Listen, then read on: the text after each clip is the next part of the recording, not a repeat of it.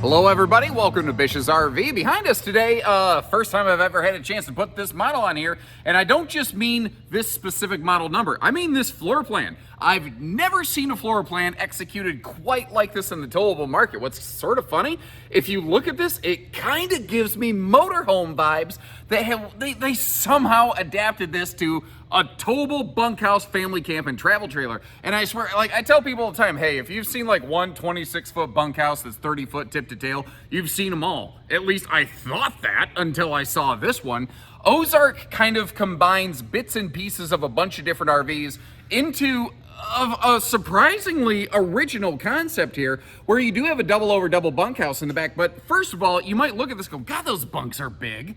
It's because it's got a 7-foot ceiling. This RV is extra tall inside, 3 to 6 inches taller than nearly anything else out there, especially in the stick and tin world of campers. So more space between each bunk, way more headroom in the shower if you're tall, balding goofball like me, or even if you got hair, it'll be fine, doesn't matter. But the thing is, I went through this RV and almost at the end I finally realized it's a no-slide camper, because you have these big opposing breeze windows on both sides of the RV, which is amazing. It gives you great campsite viewing, but it also has this huge kitchen bar with plenty of drawer space. A lot of your more basic price point stick and tin trailers have jack for drawers. This has like at least 6 that I can remember offhand, if not more, that we'll get through when we get in there. But it also has a variant of like the Salem Wildwood Versa Lounge, because one of the interesting things, this is an extended member of that family, although it does technically have a little bit different guidelines that go about it. Then up front, in a very easy to walk around bedroom that is very private as well, you have a 70 by 80 king bed all wrapped up into this thing. It's a pretty cool critter if you ask me. And usually in the industry, whenever a manufacturer says, you know, we did it different, usually I'm like, what, you did yours in tan instead of gray? Like, there's almost no originality out there, I swear. But this Ozark series is very, very different from most things that I tend to see out there. Again, the fact that it's running a full 7-foot floor to ceiling measurement is kind of crazy. And it's become more common, but it's still not across the board when you have a no-slide, especially stick and tin camper, that you maintain centralized air conditioning to, again, keep everything kind of evenly cooled throughout the RV. So there's some very interesting stuff going on here. Now, it didn't take me long. The moment I stepped inside, I went, hang on, this is a little bit different. But hang with me here. As we go through this video, it sounds funny, but this actually kind of reminds me of a more basic, like Class C corner bunkhouse kind of camper, or corner bed, maybe not even bunk. If you look at some small no-slide motorhomes, you'll have a corner bed kind of like you have there. But this RV, where we have the front king bedroom, is where a lot of Class Cs would have your cabin chassis with the overhead bed. And this one doesn't do that. It's just a private bedroom. So it's kind of got a little bit of a motorhome layout, which I think is strange. Not in a bad way. Grand Design Imagine has quietly been adopting motorized concepts into the towable market for a while now. Now, that big blank wall that we were just staring at, whoa, geez, okay. Apparently they really swept the floor because my shoes slipped when I went to sit down. That big blank wall we were staring at, that's your TV hookups. Across from us here, you just have excellent drawer space, excellent kitchen prep space. And when we are sitting here on this kind of Versa Lounge, basically, it's not a full-on true Versa Lounge because it doesn't flip-flop around, but it's the lounge section, basically, of the Versa Lounge. We actually have some really good kitchen window coverage. Now, it doesn't have a propane oven. We have an electric convection oven down there. So if you are boondocking, that's not going to do you any good. The good news is you do have a propane stovetop and a gas grill hookup on the outside for propane cooking, if that is kind of more of your preference there. There's also, you'll see me demonstrate this later, but like our overhead cabinets that flip up, they don't have any sort of strut or holdback. And remember, with this being extra tall, those cabinets are up there. So if you are a little more gravity friendly, as it were, you may want to bring a little step stool along with you. Just trying to be real about it. I will say, I feel like I want a set of outlets over there, but at the same time, the stovetop's right here, so maybe those wouldn't be a good idea. I also wouldn't be offended if it had any sort of bunk privacy curtain, although it does have a full privacy door and wall for the front bed, so that's kind of nice. By the way, both of these bunk windows do open for airflow. Those little curtain bundles are just sort of covering that right now. What I'm kind of trying to look for, okay, so we've got USB plugs on both sides. I am not locating any sort of sticker that tells us what the bunk weight ratings are. I'm going to estimate, and this is just an estimate, that it's about 250 to 300 pounds per bunk, but I don't have confirmation of that. It does have a folding cargo bunk function, so if you're just looking to throw some bikes or something like that in here, throw some bags on there, I could see some folks using that as like a little cat litter box hideaway corner or something. It could function for that, but obviously it doesn't have a full-on rear cargo bunk access door, which is almost a shame. Because with this having no slides, no floor vents, easy cleaning, all that, it would be a really easy opportunity to load a kayak back up this thing, give it a little bit of a cargo-oscopy, as it were. And people forget about this. If you don't need to use both bunks, nothing says you have to leave each bunk mattress in one location, especially considering, like, when you tend to look at this and think it as the bunk, but the mattresses are pretty thin. And, even young kids after a couple days, they're probably going to tell you, man, my back's hurting, my neck hurts. Well, if you don't need both bunks, that's a cool way to do it. But remember, with a 7-foot ceiling, you have more room between each of those bunks. So if you have a little bit bigger kids, it might be a little bit easier for them to be able to sit up in bed. Now, over here in the bathroom, the toilet is fairly fluffy friendly. Overall, I thought that was some pretty decent space around the stool right there. Over here on the right, they did some little decorations. I'm like, what is that? Little decoration here, some mahogany teakwood cleansing gel hand soap. Delightful. It is a little bit more of a basic series camper, so they don't seem to have anything like a window in the bathroom. I really like this, though. With a 7-foot ceiling, I don't think you need a skylight, so they don't have one. I'm okay with that. Personally, it's one less hole in the roof, and skylights, frankly, are one of the most frequent places for seam and or seal failure in RVs, so it doesn't bother me. Now, I don't love open face storage, but when it's narrow like this, if you want to roll towels up and stuff them in there, it generally will keep stuff in place very nicely. Oh, yeah. Speaking of which, we're being 7 foot tall, you got tons of headroom in the shower. I'm a little bit over 6 foot. I got a good, multiple inches over my head. Like, there's absolutely no reason I'm going to clock my noggin in that thing.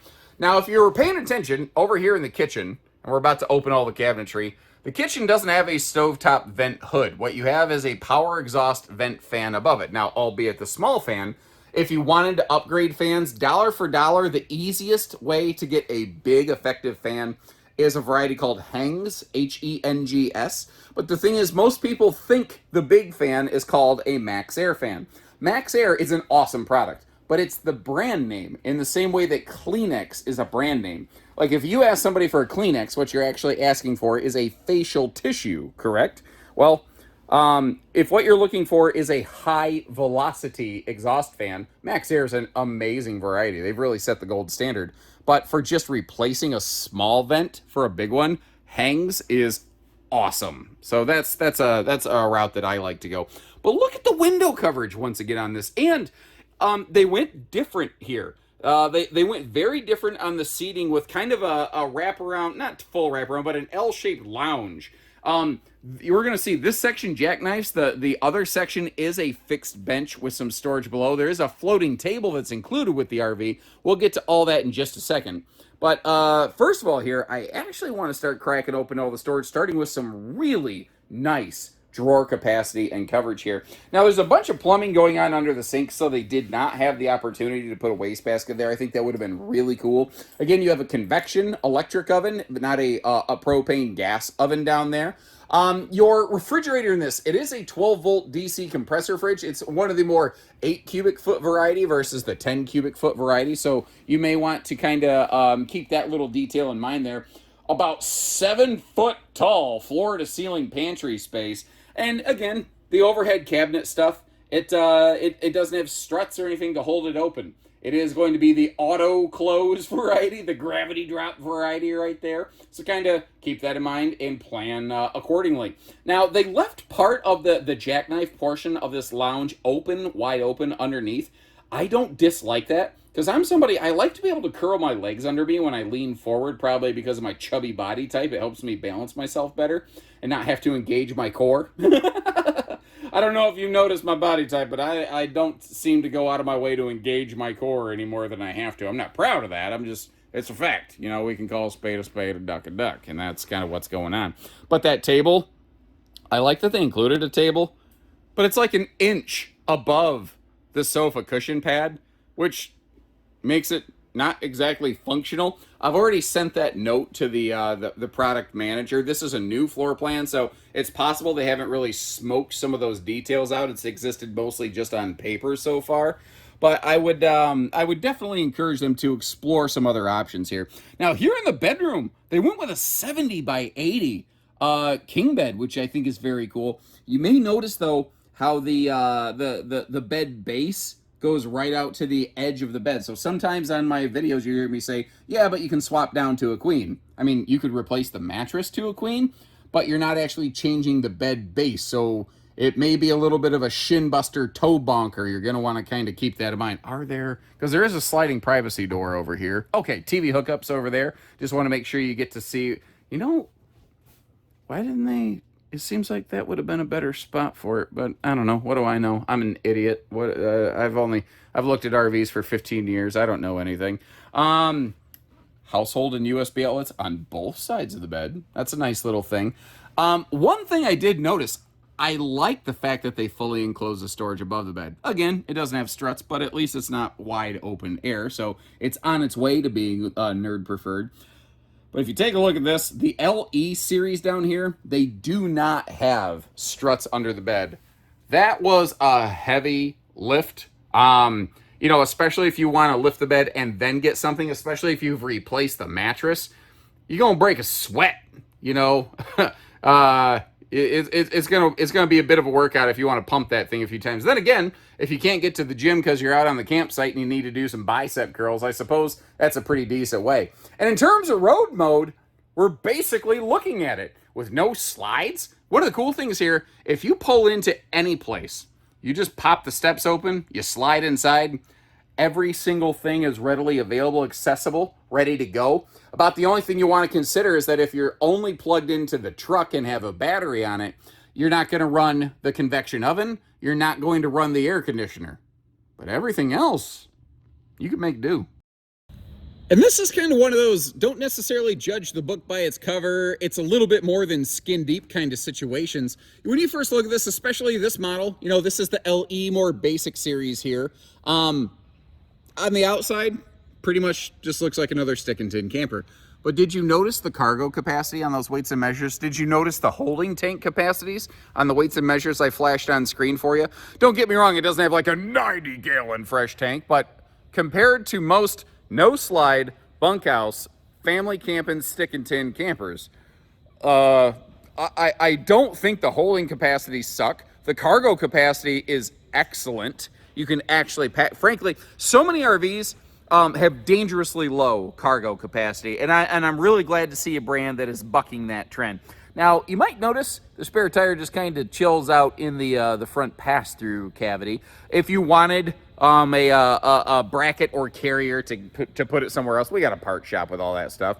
Up on the roof here in the LE series, you won't see anything in the way of solar or prep. It is a walkable roof. It does have the ladder prep when we get to the back, but you won't see any sort of solar hardware up there. You did see that little plug there by the front for a little portable panel. So if you want to chase the sun, get a 90, 100, 200 watt suitcase thing and plug into here, you could do that. And when I stand all the way back here, the awning feels a little bit laughable. If we're calling a spade and a duck, I really personally would have liked to see that awning stretch backwards at least a little bit.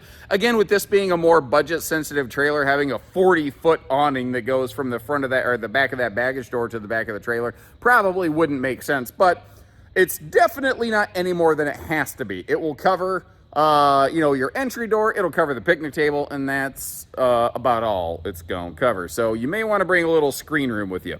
Now, our water heater, I'll tell you, I don't love the location. I don't like hot air exhaust points like the water heater and furnace over here on the campsite of the RV where kids are going to play around. So make sure you kind of educate your kids on that, protect them away from that thing. That is also, it's a gas-only 6-gallon vessel direct spark ignition water heater. What all that means in English, you don't have to come out here with a, you know, a match to light the thing. It's electronic ignition. And it'll get you about 11 gallons of hot water per hour, but it does not have an electric like tank maintaining function on it. I don't know if you noticed behind the tires, it does have a gas grill cooker hooker. So you want to do a little bit outdoor grilling, you got the good opportunity for that. And I'm going to give them credit. Where they did put windows, you may notice every window is tinted to some degree and does open for airflow, which not every brand is going to do here. Again, that roof is fully walkable. It is ladder prepped off the back. Camera prepped, although that you can slap a camera on just about anything. This is a single sewer outlet model, which is also very cool. And even though it's a small thing, I still like to point out when a brand has handy little features like a black tank flush, because sometimes not everything does. Now, one of the things that you would normally not find on the Ozark LE series is any sort of underbelly enclosure. Normally, they're going to be just wide open exposed holding tanks. And at Bish's RV, we're well aware that that would not generally be your preference. So we have basically made an arrangement with the manufacturer to have a normally not even optional feature included on this. All of the LE Ozarks that we carry at our store typically will have an enclosed underbelly. It's not heated, there's not holding tank heaters, it's just a skinned underbelly, but it is a little bit of extra protection that doesn't really ding the price tag all too hard. Now what's funny is when you do it from the factory, it costs very little. If you try to do that after the fact, it's shocking how much it costs, mostly because it requires tons of labor. So that is one of those things that based on your feedback, we are trying to tune these up a little bit. So as you have various points of input, I can't say that we can apply everything to these and custom order every one of them, but you might be surprised what we could work out every now and then. Now, normally this is the part of the video where I say, if you check the links in the video description, you'll see the other stuff I've recorded that's like it. well, I don't really know that there's another one exactly like this, but there are certainly a number of other no-slide bunkhouses out there. So I'll leave you some links to those. I'll leave you a link to check pricing and availability so you can see which of our stores has one and what each store has for a price tag individually, because it can vary based on shipping costs alone could make the price of this vary by thousands. So it'll always be published right on our website. Short of that, let me know what you think of this series. I think this is about the second Ozark I've been able to get out and publish for you, and it's kind of grown on me. They're definitely not just the generic budget stick and tin they were a couple years ago. They are evolving and doing so quickly. I'm kind of excited to see where they go from here.